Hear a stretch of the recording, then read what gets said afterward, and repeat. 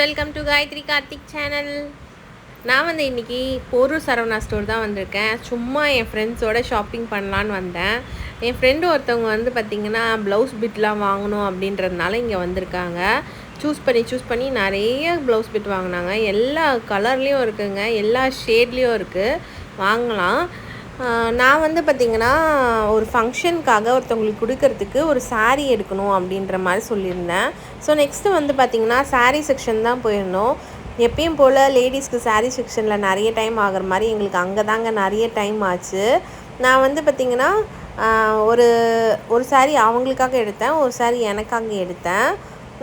அங்கே வந்து பார்த்திங்கன்னா நான் லாஸ்ட் டைம் வந்து டி நகர் சரவணா ஸ்டோர் போயிருந்தேன் அப்படின்ற மாதிரி சொன்னேன். நல்ல ஆஃபர்ஸு, நிறைய கலெக்ஷன்ஸும் இருக்கும் ஆஃபர்ஸ்லன்ற மாதிரி. பட் வந்து போரூர் சரவணா ஸ்டோரில் அந்த மாதிரி எவ்வளோ பெரிய கலெக்ஷன்ஸ்லாம் எதுவுமே கிடையாது. 1+1லாம் இருக்குது. பட் வந்து பார்த்திங்கன்னா நீங்கள் டேமேஜ் வந்து ரொம்பவே செக் பண்ணி எடுக்கணும். ஸோ நேற்று வந்து பார்த்திங்கன்னா நான் 1+1ல் எடுக்கலை. அதே மாதிரி இன்னொன்று நான் வந்து சொல்லியிருந்தேன், 1+1னா வந்து ரெண்டுமே எடுக்கணுன்ற அவசியம் கிடையாது. ஸோ வந்து நம்ம வந்து ஒன்று எடுத்தால் கூட அதுக்கு ஹாஃப் ப்ரைஸ் போடுறாங்கன்ட்டு. பட் இங்கே வந்து என்ன சொல்லிட்டாங்கன்னா, ஒன்றா இன்னும் ஒன்று கண்டிப்பாக எடுக்கணுன்ற மாதிரி சொல்லிட்டாங்க. நான் வந்து பார்த்திங்கன்னா இந்த கோல்டன் கலர் சாரீ ஒன்று எடுத்தேன். அதுக்கப்புறமேட்டு அவங்களுக்கு என்ன சாரீ எடுத்தேன்றதையும் நான் சொல்கிறேன். இந்த கோல்டன் கலர் சாரீ எனக்கு ரொம்பவே பிடிச்சிருந்துச்சு. சிம்பிளாக இருந்தது, எலிகண்ட்டாக இருந்தது. ஸோ நான் எடுத்தேன். நான் வந்து அந்த சாரீ கட்டியிருந்தேன்னா கண்டிப்பாக ஷார்ட்ஸ் அப்லோட் பண்ணுறேன். அப்புறம் இந்த காவி கலர் சாரீ எடுக்கலான்னு பார்த்தேன். லைட்டிங்கில் பார்க்கும்போது வேறு மாதிரி இருக்குது, டார்க் ஷேடில் பார்க்கும்போது வேறு மாதிரி இருக்குது. ஸோ அதுவும் வேண்டான்ற மாதிரி வச்சாச்சு. இது வந்து பார்த்திங்கன்னா 1+1ல் தான் பார்த்துட்ருந்தோம்.